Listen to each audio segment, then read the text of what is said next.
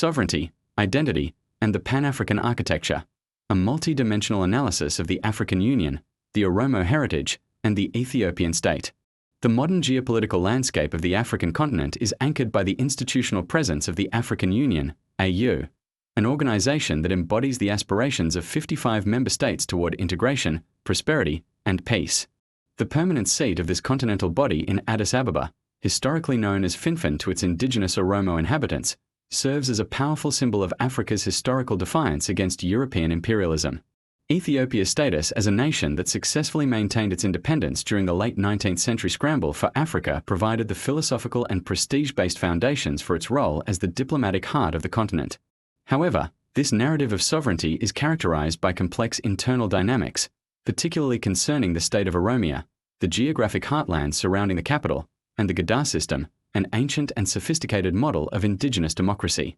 By examining the institutional evolution of the AU alongside the profound contributions of Oromo figures such as General Tadesse Biru, Laureate Tsege Gevrameding, and artist Yadessa Boudia, one uncovers a multifaceted history where indigenous systems of governance and individual acts of resistance intersect with the broader Pan-African project. The institutional evolution and diplomatic architecture of the African Union. The African Union represents the culmination of a century of Pan-African thought, transitioning from a focus on decolonization to a modern agenda of socio-economic integration. Officially launched in July 2002 in Durban, South Africa, the AU succeeded the Organization of African Unity, OAU, which had served as the continent's primary intergovernmental body since 1963. The shift from the OAU to the AU was necessitated by the need for a more robust framework to address 21st century challenges, including human rights, democratic governance, and global economic competition. The selection of Addis Ababa as the headquarters was a result of the pivotal May 1963 summit, where 32 heads of independent African states met to sign the OAU Charter. This summit was the culmination of intense diplomatic maneuvering between two primary ideological blocs, the Casablanca Group, led by figures like Kwame Nkrumah who advocated for immediate political union, and the Monrovia Group, which favored a gradual, functionalist approach to cooperation.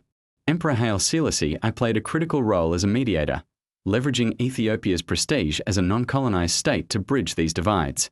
The eventual compromise resulted in the establishment of the OAU headquarters in the Ethiopian capital, signaling a shared recognition of the country's historical role as a beacon of African independence. Structural organs and governance mechanisms.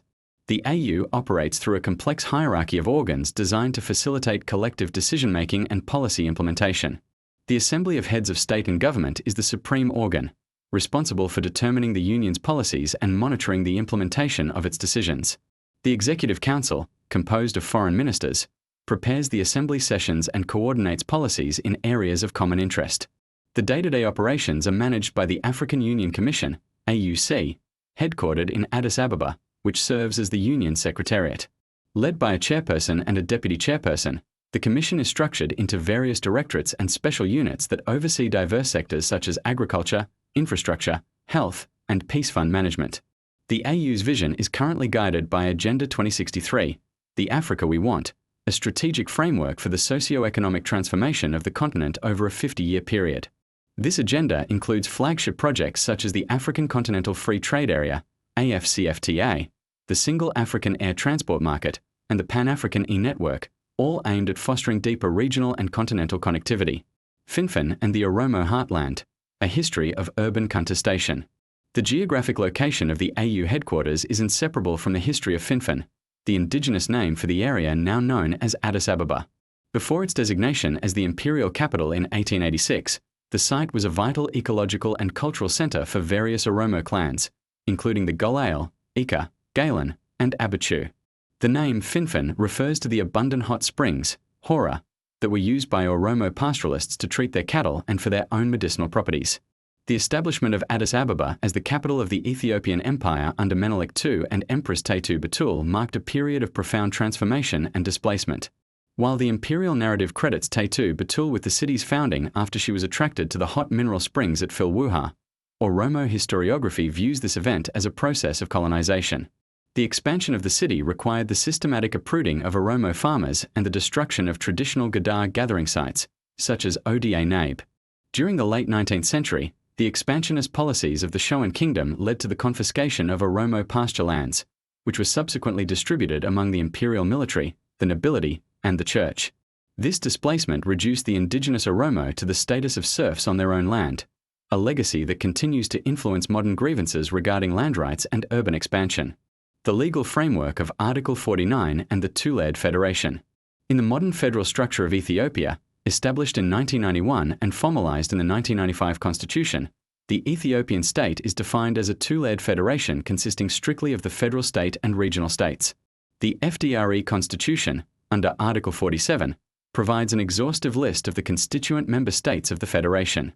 By design, Addis Ababa is not listed as a state. Instead, new states can only be created by following the specific procedures and conditions listed under Article 47(3), as demonstrated by the recent formation of the Sidama regional state. Addis Ababa, Finfinne, occupies a unique position as the seat of the federal government, but it is not a federal territory like Abuja or Washington, D.C. constitutionally. It is an autonomous city located geographically within the state of Oromia. Article 49 of the Constitution designates it as the federal capital while granting its residents a full measure of self-government. This self-government implies a simple autonomous city status within Oromia. It is accountable to the federal government only to the extent of exercising federal powers as outlined in Articles 50, 51, and 52. For matters related to regional state jurisdiction, it remains fundamentally tied to Oromia, which also uses Finfinne as its capital city under Article 6 of the revised Constitution of Oromia. The failure to enact a detailed law to define and implement this special interest for over 2 decades led to significant unrest, notably during the Oromo protests of 2015 to 2018. These protests were triggered by the announcement of the Addis Ababa Integrated Development Master Plan, which proposed expanding the city's boundaries deep into Oromia, potentially displacing millions of Oromo farmers without adequate compensation. The Gadaa system, an indigenous model for continental democracy. At the heart of the Oromo socio-political experience is the Gadaa system, an indigenous egalitarian democratic framework that has functioned for over 5 centuries. Inscribed by UNESCO as an intangible cultural heritage of humanity in 2016, the Gadaa system regulates political, economic, social, and religious activities through a sophisticated structure of age sets and generational cycles. The system is organized into 5 permanent parties, or Gadaa classes, which rotate power every 8 years. This ensures a peaceful transition of leadership and prevents the consolidation of autocratic power. Each class progresses through a series of 11 grades, each lasting 8 years, where members are taught the history, laws, rituals, and military science of the Oromo nation. The supreme legislative authority of the Gadaa system is the Gadaa General Assembly, commonly known as the Kafi. This assembly, which traditionally meets under a sycamore tree, Oda, is responsible for reviewing current laws, proclaiming new ones, and impeaching officials who fail to uphold the ethical and moral standards, SAFU, of the community. Decisions made by the assembly are reached through a process of consensus and are considered final.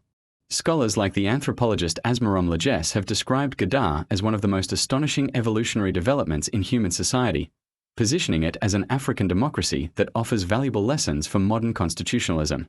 The system also incorporates the Siinki Institution, a women-led framework that ensures gender-based justice and mediates conflicts, highlighting a traditional Oromo commitment to protecting the rights of women within a democratic order.